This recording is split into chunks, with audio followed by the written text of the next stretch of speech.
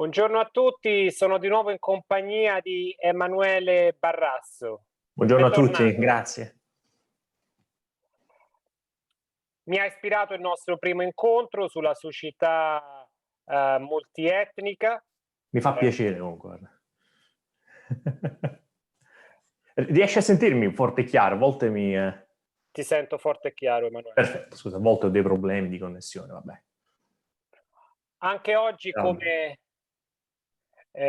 di consueto per questo podcast, tra l'altro questa è la quarta puntata del podcast, non siamo preparati, vogliamo rendere il tutto spontaneo e fresco.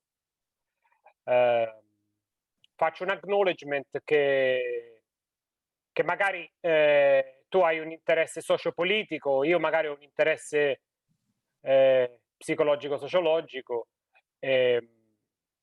Da quello, come premessa all'incontro di oggi, io sono arrivato, ho fatto due considerazioni barra conclusioni, che c'è la complicità, diciamo, in negativo di media e di politica. Le cose potrebbero andare meglio se ci fosse.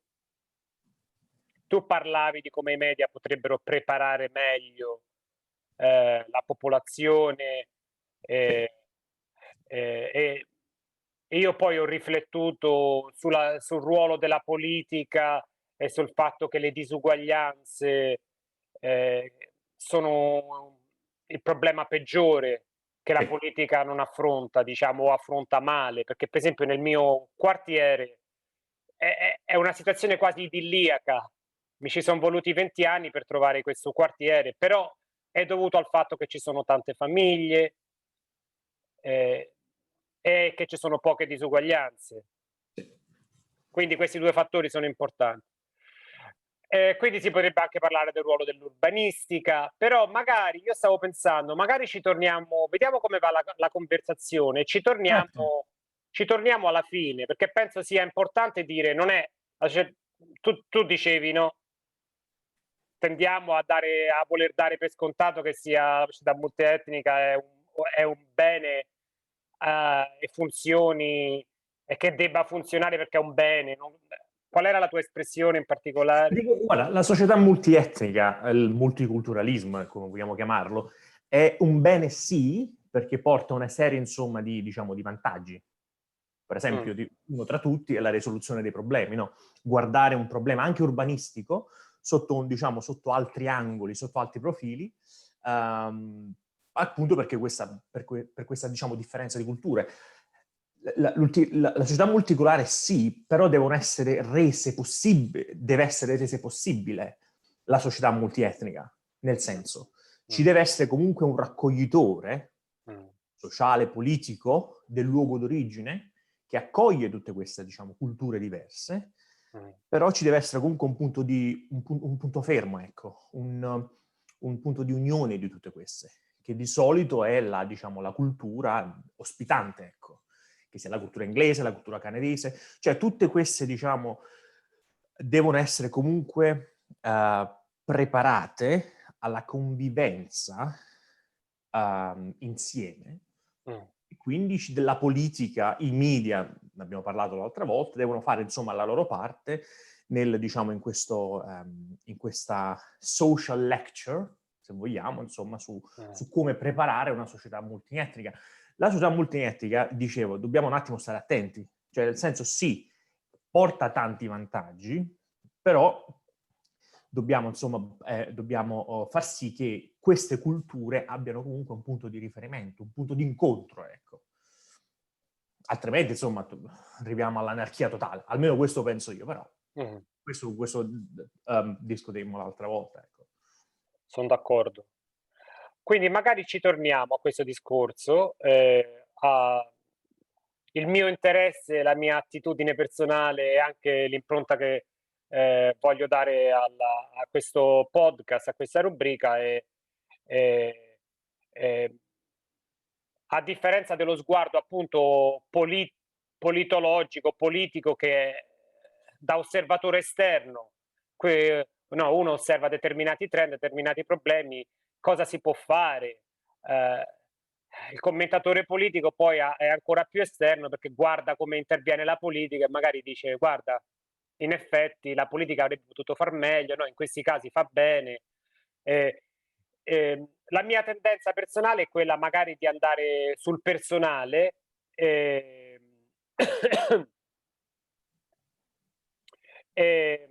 quindi magari facciamo un passo indietro.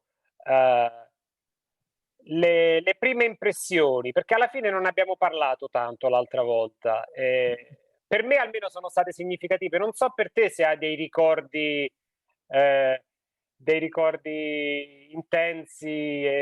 Io ho dei ricordi intensi, quasi romantici, delle mie prime impressioni da straniero a Londra. Io ho dei bellissimi ricordi quando mi trasferii, cioè venendo comunque da un piccolo paesino del sud, arrivato a Londra veni proprio investito da, diciamo, da questa, cioè, mi ricordo, uscì dall'aeroporto, non tanto dall'aeroporto, quando presi il treno Gatwick-Victoria, mio fratello mi venne a prendere per la prima volta, insomma, uscì dalla stazione di Vittoria, perché lì poi, da lì avrei preso, insomma, i vari mezzi pubblici, la Victoria Line, e allora fui investito da quest'area proprio di multietnica, ecco, multietnica di, diciamo, di convivenza pacifica, quasi diciamo, di una sorta di eccitazione culturale. Vedevo tutte queste luci, sai, persone di tante etnie, insomma, che camminavano fianco a fianco,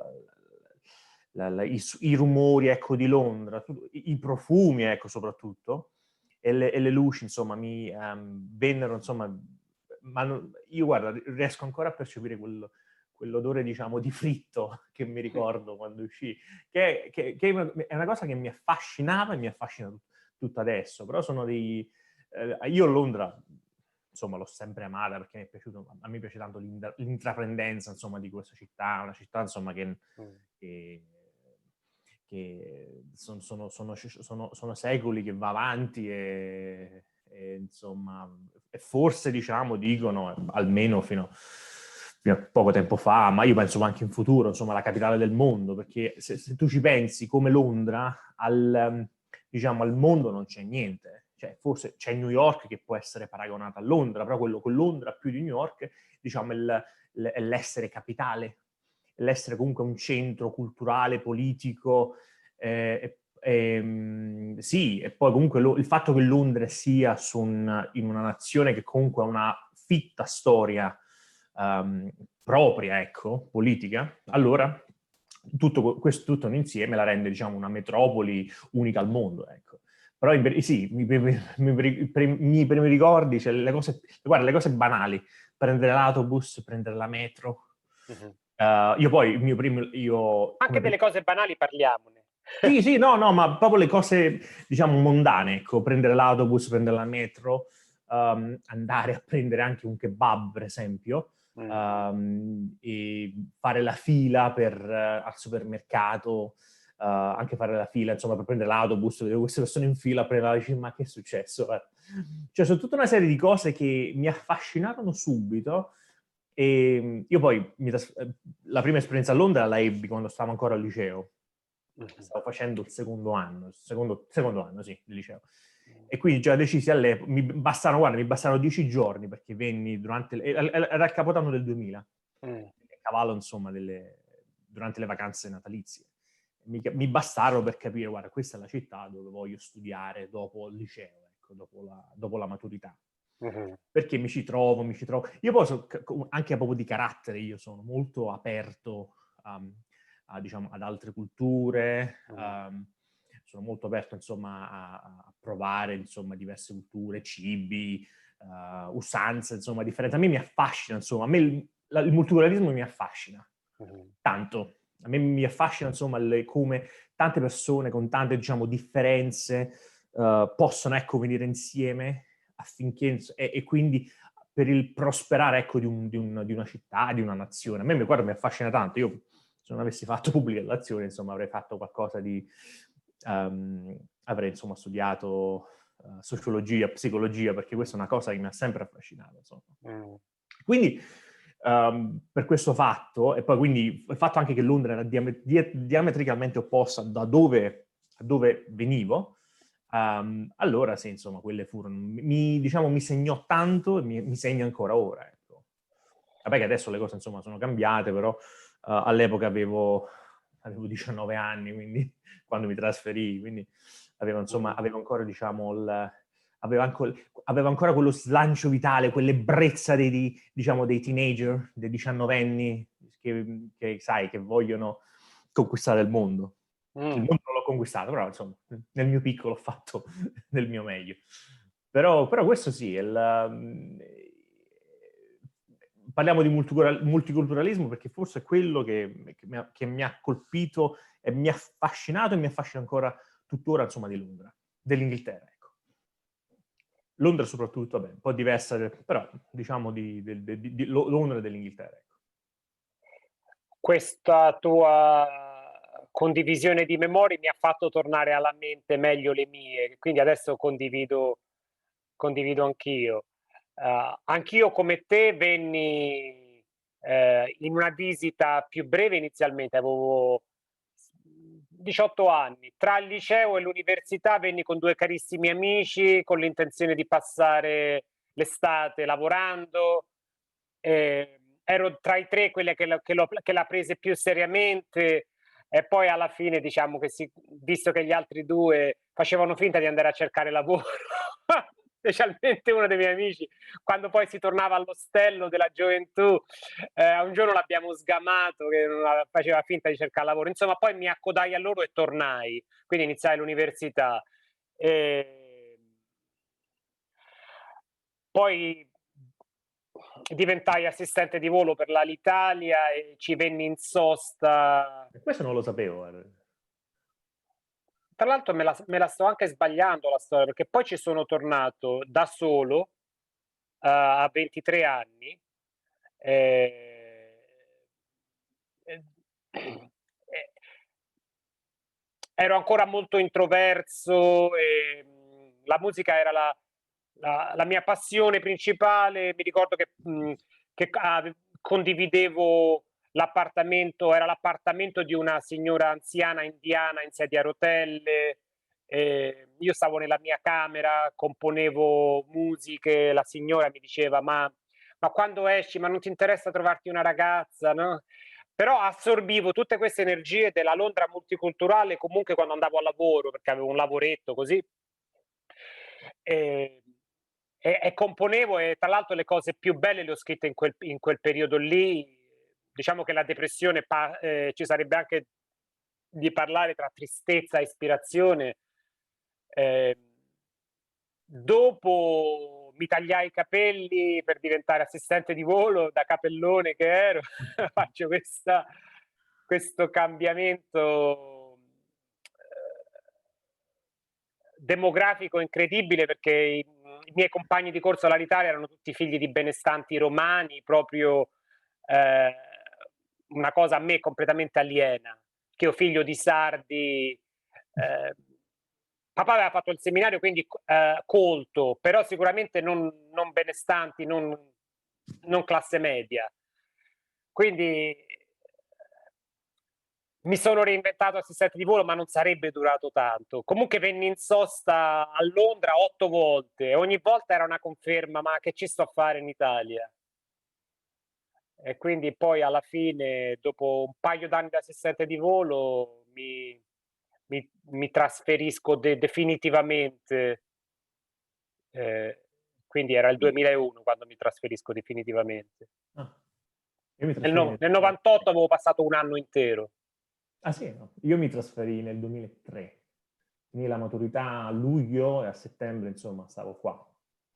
Mio fratello già stava qui a Londra, vabbè, quasi in Essex, quindi mi appoggiai a lui per i primi tempi. Però sì, insomma, ho bei ricordi di quel periodo, insomma, delle prime armi. Guarda, mi ricordo ancora le musiche che ascoltavo, le cose che facevo, insomma, è stato un bel periodo. Adesso sono praticamente 17 anni, quindi che sono qua. Che è una vita, praticamente. Però sì, l'ho sempre vissuta come un bel percorso, diciamo, di vita, una maestra, insomma, di vita. Londra è stata per me una maestra di vita. Insomma, mi ha fatto crescere culturalmente, psicologicamente, socialmente. Penso proprio che parte di questo, diciamo, di ciò che Londra ha fatto per me, parte di questo è stato occupato, diciamo, è stato dominato dal multiculturalismo. Mm. Io lavoravo, studiavo con persone che venivano da ogni parte del mondo, da ogni angolo del mondo, insomma. Mm. Ciascuno con la propria esperienza, ciascuno con le proprie idee, con la propria cultura, con il proprio bagaglio, insomma. Era affascinante lavorare con loro, studiare con loro, anche andare a seguire corsi. Sì, è una cosa che mi ha arricchito proprio tanto e lo porto ancora, ecco. Ti voglio fare una domanda. Quando vengono persone in visita, no? Quando sono venute persone in visita, parenti, amici, eh, e condividono le loro impressioni di Londra, no? Ho sempre questa sensazione che hanno i canali percettivi e percepiscono le cose meglio di me, o meglio, le percepiscono come le percepivo io nei miei primi mesi o nel mio primo anno. Poi si incomincia a, a dare per scontato, ma non che lo facciamo deliberatamente. Non so se a te è successo questo, come se le persone all'inizio avessero appunto i canali percettivi e percepiscano appunto il primo anno di vita. Quando mi imbatto in persone che dicono a me non piace fare la vacanza, mi piace trasferirmi, no? Penso sempre sfondi una porta aperta, nel senso che sì, io sono sempre stato così, perché appunto è solo in quel momento che si riconoscono queste cose. Appunto, quando ti dico degli ospiti che ho, perché questi ospiti magari vengono anche a stare con me nel quartiere, quindi hanno una visione, magari hanno l'opportunità, se sono ospiti 2 o 3 settimane, veramente di vedere non da turisti, non vanno solo a Piccadilly Circus e al Big Ben, insomma, però hanno questa capacità, abbiamo questa capacità all'inizio. Tu l'hai riscontrata questa cosa? Guarda, Continui a essere meravigliato al giorno d'oggi, continui ad essere meravigliato così come lo eri, continui ad assorbire con quelle frequenze con cui assorbivi all'epoca. Guarda, forse non assorbo con quelle frequenze, con quelle stesse frequenze con cui facevo all'epoca, ma anche perché poi, essendo non più posti nuovi, ecco, adesso insomma, allora tendi ad assorbire di meno. Però, quando vado, per esempio, a me, un quartiere che a me piace tanto, ma proprio tanto, è Soho, a Londra. Io ho lavorato a Soho come pubbliche relazioni, ecco. Beh, certo. Tendo a precisare, ecco. Sì, certo. Non come operatore in altri settori. Sì, no, ecco. Ma proprio io, il mio primo lavoro in pubbliche relazioni, lavoravo per questa agenzia piccolissima. Stava proprio nel centro di Soho, e allora andarci la mattina e poi tornarci, insomma. Poi dopo il lavoro andavamo a bere un drink, andavamo ai ristoranti. Cioè, Soho c'ha una cultura tutta sua, c'è un ecosistema a sé. C'ha bellissimi ristoranti, bar.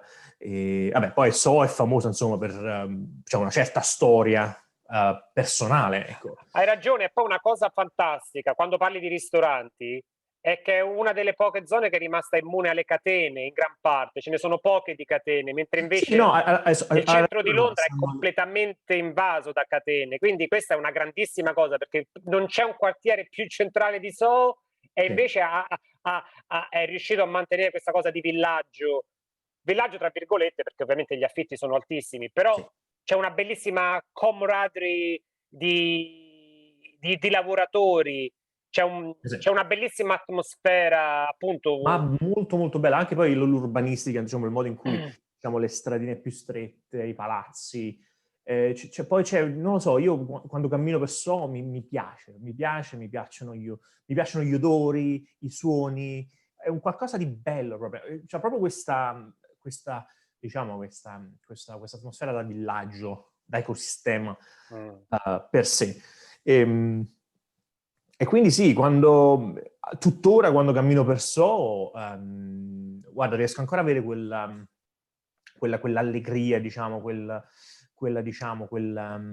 positività che avevo all'epoca, proprio questo fascino ancora adesso. E io a volte, infatti, camminavo, insomma, così, just avanti e indietro, e basta, cioè, senza andare dove, magari pigliamo un caffè, andavamo a mangiare qualcosa, poi tornavo.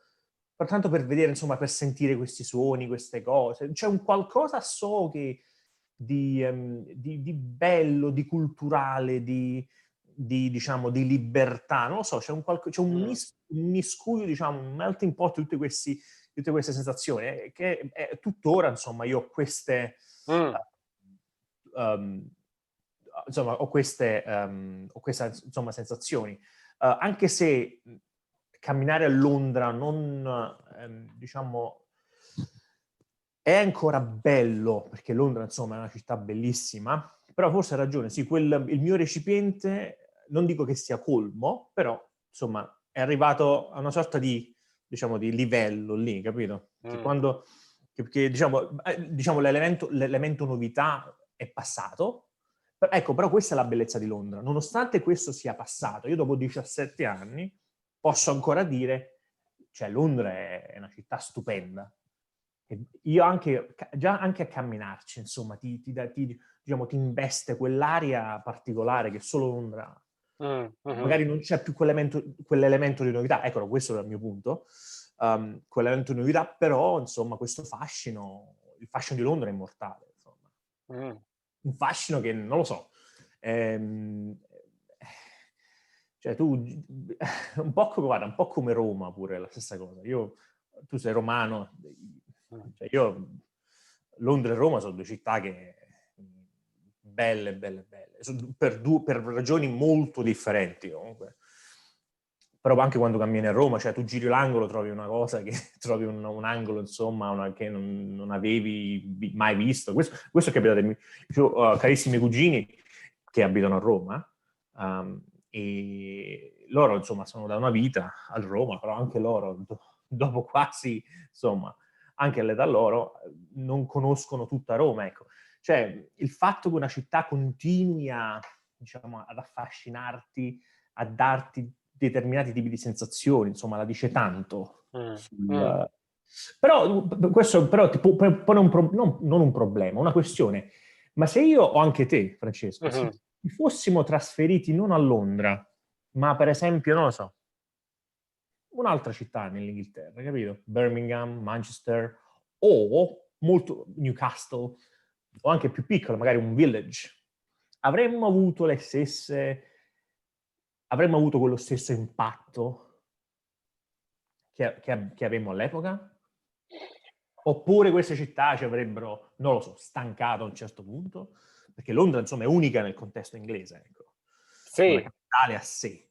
Parliamo di multiculturalismo che adesso nelle altre città a Londra sta avanzando anche lì.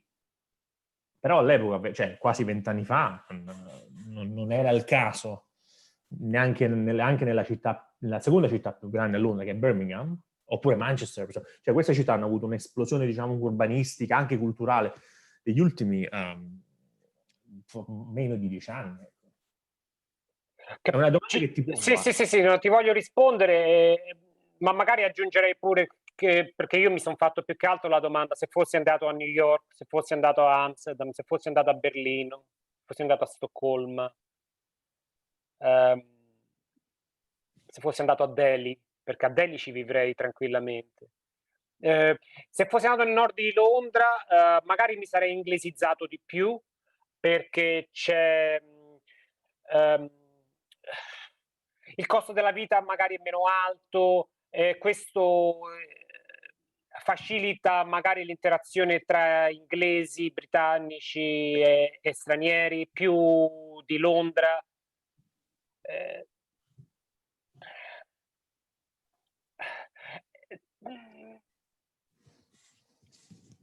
Si banalizza dicendo che magari c'è perché c'è sta questa influenza celtica, non che magari simile alla simpatia mediterranea. Magari mi sarei inglesizzato di più, magari magari alla fine sarei sposato con una persona inglese invece che una persona giapponese. Invece l'essere stato a Londra, diciamo che è il multiculturalismo che mi ricordo una persona inglese molto saggia, dopo 3 anni a cui insegnavo italiano, mi disse: "Ma tu sei già londinese, hai tutte le caratteristiche del londinese". Ovviamente non diceva, sì, quasi dava per scontato, non è che ti devi ambientare, perché qua la cosa di Londra e dell'Inghilterra non è che devi diventare inglese o britannico. Se vivi a Londra e hai quella mentalità cosmopolita, Sì. sei praticamente già londinese dall'inizio, ed è un concetto proprio del londinese che è speciale di Londra. Sì. Però se fossi andato a New York magari vivrei a New York. E da questo punto di vista è anche interessante vedere come ogni popolo, perché tu parlavi del contenitore, gestisce e crea da quel tocco, no, il tocco americano alla multiculturalità, il tocco inglese. Il tocco inglese è quello vediamo poi tu cosa ne pensi, è quello basato su quello sulla tolerance, che non Sì. è necessariamente identico a tolleranza, è leggermente più positivo a mio avviso di quello che si... Secondo me la tolerance è quello di cui parlavi, Mhm. è il rispetto, cioè nel senso è il passo successivo alla tolleranza. Cioè la tolleranza è poi subito il rispetto. La tolerance sarebbe, secondo me, quel rispetto di cui parli. Insomma. Magari il rispetto secondo me è leggermente sopra il tolerance, però sono d'accordo con te che tolerance è più di quello che noi chiamiamo tolleranza. Non so se respect secondo me è ancora una cosa un po' più auspicabile della tolerance. Qualcosa di... Comunque è una cosa positiva che c'è tolerance, ma l'approccio inglese, se torniamo a Soho, c'è la comunità LGBTQ, eh, ci sono, dei comedy club dei trans, ehm, ci- c'è una florente industria di PR e di media, Sì, è tutto un mix in cui non vedi neanche la differenza tra l'uno e l'altro, si mischia il tutto, ci sono sì. tantissimi ristoranti, vita notturna, vita anche pomeridiana perché vai al pub con i colleghi, già dalle 4 in poi ci sono i colleghi che vanno al pub, Sì. tante music venue, Tante. Poi poi c'è anche... Camden. E poi c'è Camden. Io poi Camden personalmente ci sono andato varie volte, però non l'ho mai vissuta Camden. Cioè ci sono stato variate volte, insomma, però non l'ho mai vissuta. Infatti tu invece abiti vicino a Camden? No. Io ho vissuto 12 anni a Camden. Ah, ecco, sì, mi ricordavo il nesso con Camden. Secondo me, senti parlare un giorno, non so se, che gli inglesi hanno più, quando si parla di multiculturalismo, gli inglesi hanno un approccio più da salad bowl, nel senso, ciascun popolo, ciascuna cultura ha un ingrediente, quindi, però quando li vai a mischiare, insomma, ciascuno di questi ingredienti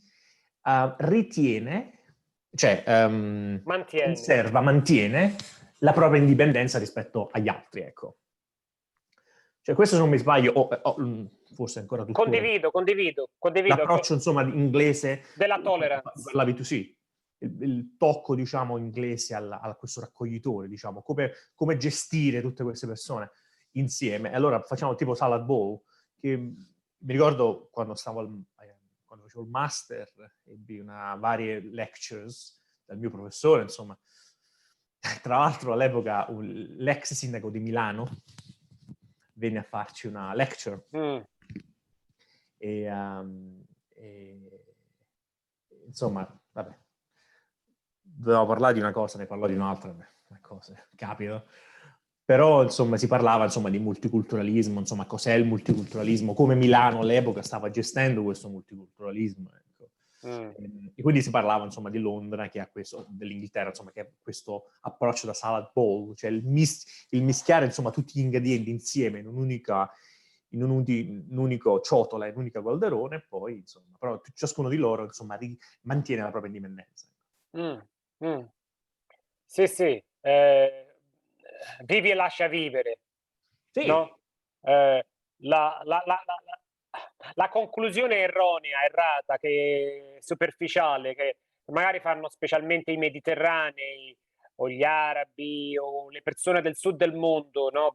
Che hanno delle culture molto basate sulla famiglia e magari sull'abbracciarsi, sulla fisicalità, su quella simpatia espansiva, è di considerare magari i nord europei, inclusi gli inglesi, come freddi, poco ospitali.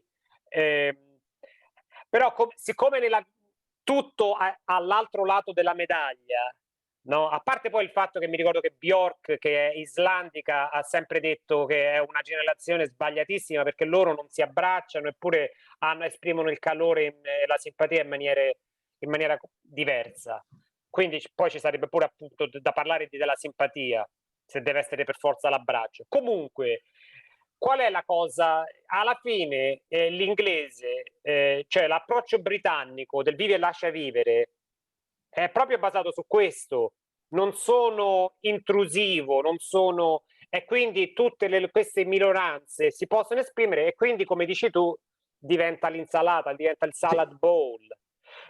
L'importante, insomma, che rispettino le leggi, questo è, capito? Appunto, infatti poi ti ricordi quando c'è stata l'esplosione degli autobus, no? Che c'è stato questo momento, dice, ma non dovremmo celebrare l'inglesità un po' di più perché abbiamo lasciato gli islamici, poi lì a Bradford, nel nord dell'Inghilterra, si erano create questi ghetti, Sì. che poi magari si sentivano anche disenfranchised, Sì. poi si può parlare appunto di abbandonati, ignorati, no? Questo saranno pure... Però c'è sicuramente, specialmente se uno paragona l'approccio britannico della tolleranza, no? Se io penso all'italianità, alla francesità, alla germanità, sono molto più dominanti. Cioè lo straniero che va in Italia ti devi italianizzare perché è una cultura dominante. Tu pensa, entri in un ristorante italiano e ti senti più un pesce fuor d'acqua e invece se poi ti italianizzi diventi... Il francese è molto molto simile. Sì. Nel posto di lavoro i francesi la devi fare alla francese la cosa. I tedeschi... penso che anche i tedeschi e gli spagnoli si possa dire una cosa simile. Sì, secondo me sì. Gli inglesi sono tra i più tolleranti, ecco, riguardando il tuo tolerance, si parla tolleranti, insomma, popolo che ci sia in Europa, ma forse al mondo pure, insomma. La loro storia, insomma, penso che abbia giocato un ruolo preponderante in questo, però gli inglesi sono tra i più tolleranti, aperti. Io non penso che gli inglesi, cioè, sono freddi se tu li paragoni, non lo so, se tu li giudichi con un metro, diciamo, mediterraneo, però loro, la hospitality, cioè proprio la cortesia, insomma, l'ospitalità, loro ce ne hanno a bizzeffe proprio. Cioè, è un modo loro di farlo, però hanno un po' come dicevi tu, diciamo, vivi e lascia vivere. Infatti non ho mai avuto problemi nell'inserirmi, insomma, nel posto di lavoro. Vabbè, ci sono gli screzi, però quelli là ci sono sempre, insomma, che scevri, insomma, dal multiculturalismo, però io non ho mai avuto problemi sotto questo profilo. Secondo me gli inglesi sono molto ospitali, sono anche più caldi di quanto si possono pensare, insomma. Sono molto, sì, guarda, gli inglesi sono nazionalisti tanto quanto lo sono gli italiani, gli spagnoli, i francesi, i tedeschi. Questo è. Magari sotto sotto lo possono essere anche tantissimo, no? Perché a mio avviso lo sono appunto sicuramente Guarda, non di meno, però sì. non lo esprimono come una dominanza culturale, non la vogliono imporre, hanno il loro modo magari di farlo più... non ti voglio dire sotto banco, perché poi sembra che lo fanno in maniera premeditata, no? Però noi lo facciamo in maniera molto più dominante, e non lo voglio dire in maniera negativa, neanche il dominante italiano e francese, non necessariamente negativo, però sono culture che appena arrivi in queste nazioni, anche a Parigi, no, che è multiculturale, però è anche è francese, Londra è più londinese che inglese, è più britannica che inglese, perché poi il concetto pure britannico, no? Sì. Cioè, nel senso, volevo dire una cosa, mi sono dimenticato, guarda, vedo la Scusa, vita da sono... padre. Uh, però sì, non... Cioè, ho detto, guarda, l'inglese è nazionalista... Ah, ecco qua. Guarda, giuro, mente da neopadre. Cioè, la paura del diverso, mettiamola così, in questi termini, cioè l'abbiamo tutti. Cioè, è come se fosse, diciamo, non è un interruttore, è un qualcosa che Sono sta d'accordo. dentro di noi, capito? È una sorta di fiamma, non lo so. Però il tutto sta perché, diciamo, chi è diverso da noi, culturalmente, fisicamente, insomma, ci incute un po' di paura alla fine. Perché tendiamo a conservare la nostra specie. E quindi però questa paura, cioè bisogna solo saperla gestire, capito?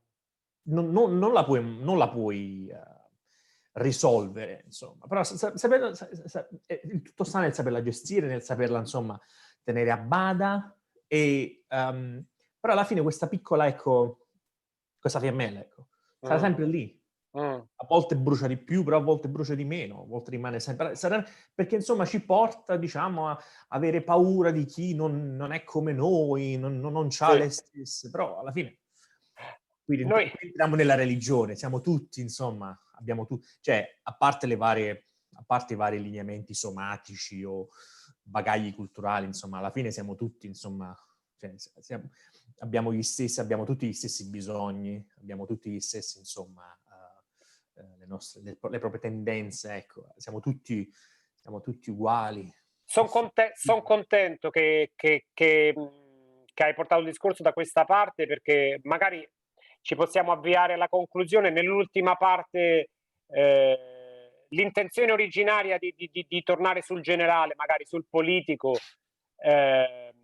ci può stare, perché noi abbiamo fatto una cosa potenzialmente non politicamente corretta. Ci siamo presi il lusso e l'azzardo di generalizzare magari su differenze nazionali, anzi l'ho incitata io questa cosa, grazie di aver partecipato al rischio con la tua onestà.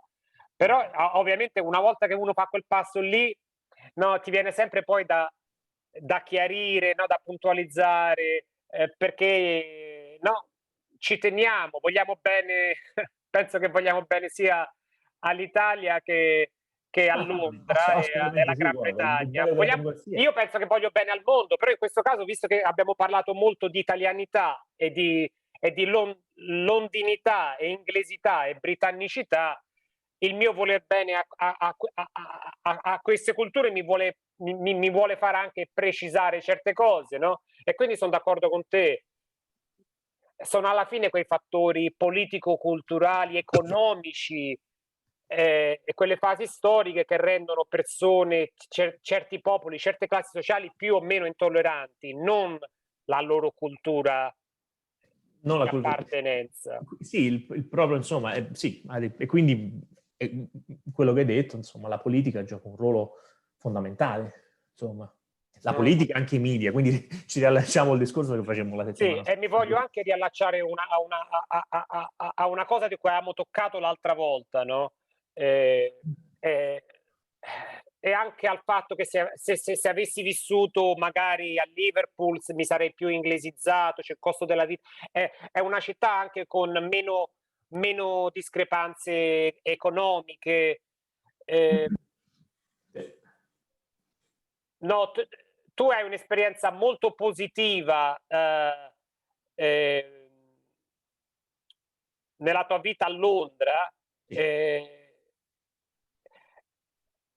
direi che anch'io ce la ho, ma gli stranieri che hanno avuto esperienze più negative che ho incontrato nella mia vita qui in questi 20 anni sono quelli che hanno lavorato in dei segmenti, cioè con dei colleghi della classe subalterna, quindi magari in un cantiere. Avevo un amico sudafricano che faceva il manager lì, e lui stesso, che era bianco, che per la sua prima lingua era inglese, si sentiva trattato e poi mi raccontava di come venivano trattati magari molti polacchi, no? È una cosa che noi italiani a Londra, sono testimonianze che ne abbiamo veramente poche, perché l'italiano che viene a Londra poche volte va in un cantiere, va spesso, se magari è giovane o non è un professionista, magari fa lavori da ristorante, da caffè, oppure ci sono i professionisti che vengono direttamente dopo la laurea e che quindi hanno il lusso di frequentare inglesi che non li vedono come dei loro competitors. Sì, sì. Quindi tornando ai fattori che non sono i fattori economici che magari rendono certi ambienti più intolleranti, sia nel contesto italiano che inglese che spagnolo. Sì. Sì, non è solo la cultura per sé, hai ragione, sono vari momenti, ecco. Poi dipende pure da dove, in quale segmento, ecco, ti stai inserendo, ecco. È tutta una serie, insomma, di circostanze, di se, di ma, sì, molto circostanziale, ecco. Però sì, ripeto, io ho avuto una bellissima esperienza. E quindi sì, sì, dipende anche da dove ci sono persone che hanno esperienze, ci sono state, ci sono e ci saranno persone che hanno avuto esperienze negative, e positive, però queste differenze ci saranno sempre. E tutto sta, diciamo, in quale tipo di situazioni ti sei inserito, da dove sei arrivato, cioè da quale esperienza personale sei arrivato, dove ti sei inserito, insomma, quando sei arrivato, chi hai incontrato, insomma, questo diciamo, qua diciamo, sfociamo nell'educazione civica, nell'educazione civica, nell'istruzione. Potremmo fare un ragionamento che va avanti all'infinito, insomma. È un fatto di un fatto di mittente, quasi un discorso di mittente e destinatario. Poi, tra l'altro, ci sono persone, magari diverse da noi, che hanno una predisposizione minore verso il multiculturalismo. Insomma. Uh-huh. Va bene, cioè non c'è una regola. Va bene così e nessuno ha ragione, guarda, secondo me. Uh-huh. Cioè, tutti hanno ragione. Bella questa precisazione perché anch'io, tu parlavi di aver sempre avuto questo impulso, anche prima di venire a Londra. Anch'io avevo un amico musulmano, un amico slavo, ed ero più attratto dal diverso che dall'uguale. Sì. Anche prima di assaporare Londra, quindi sì, non tutti abbiamo queste tendenze. Sì, secondo me sì, che a volte sì, noi ci piace tanto l'essere circondato, insomma, da altre culture, altre persone meno, però insomma, siamo diversi, ecco, ma non c'è niente, nessuno ha torto, abbiamo tutti ragione, insomma. Uno vive la vita o dove meglio gli pare, ecco.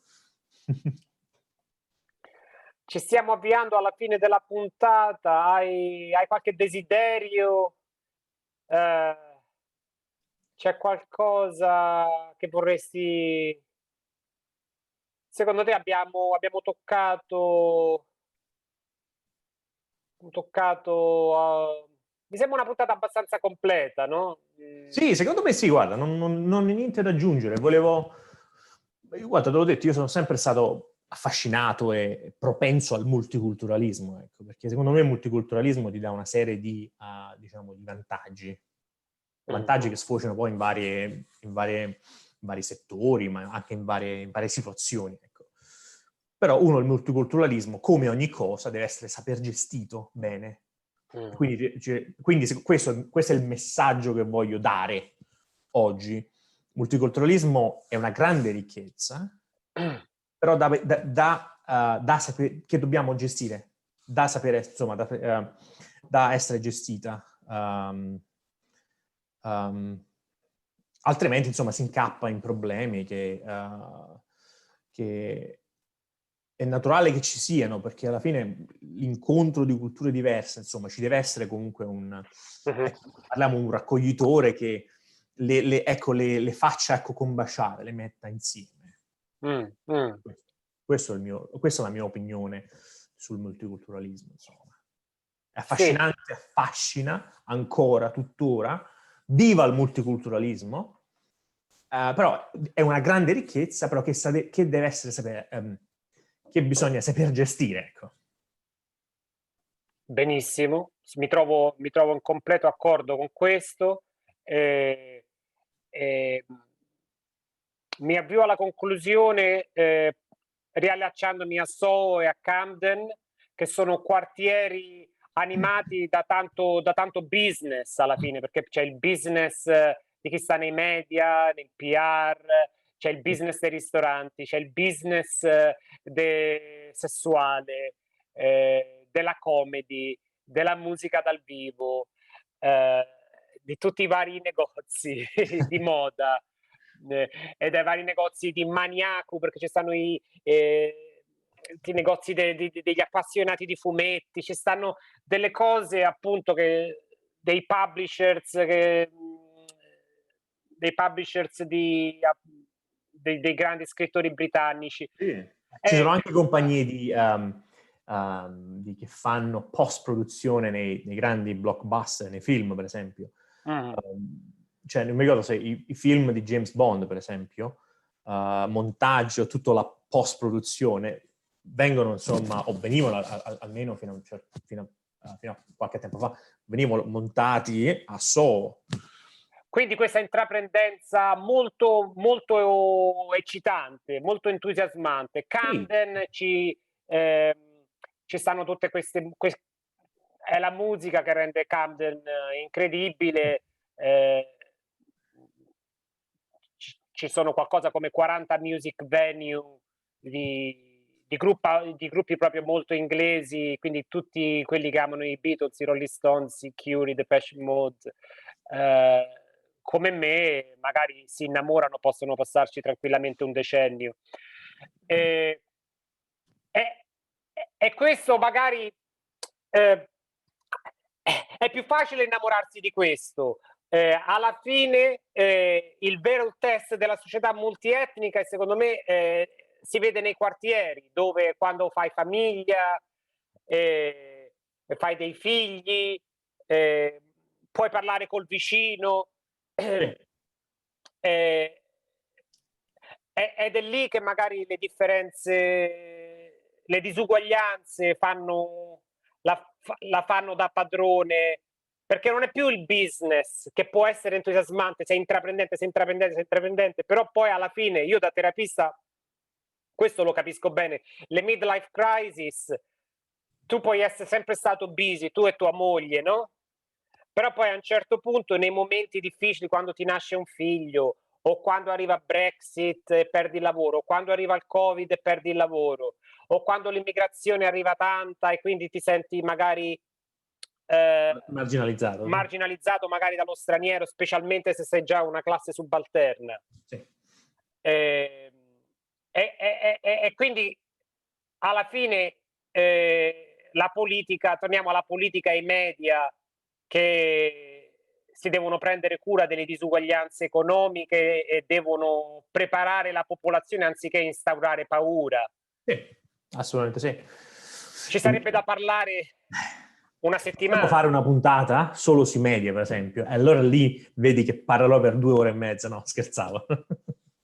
Te lo meriti, io nei media ci lavoro, quindi avrei, insomma, ho le mie opinioni al riguardo, però. Sarebbe giusto, visto che ti sei prestato a parlare un po' delle cose che interessavano più a me. No, a me guarda, mi interessa, insomma, il multiculturalismo, insomma, perché l'ho vissuto, lo vivo, quindi fa parte della mia vita. È stata una grande parte della mia vita, il passato forse molto più di adesso, però, insomma, è qualcosa che mi ha segnato tanto. Quindi mi ha fatto piacere parlarne. Ti ringrazio molto, Emanuele. Grazie, Francesco, grazie a te, grazie ancora. Grazie a tutti i nostri telespettatori. Un grande abbraccio, alla prossima. Alla prossima, ciao. Buona giornata, ciao. Buona giornata.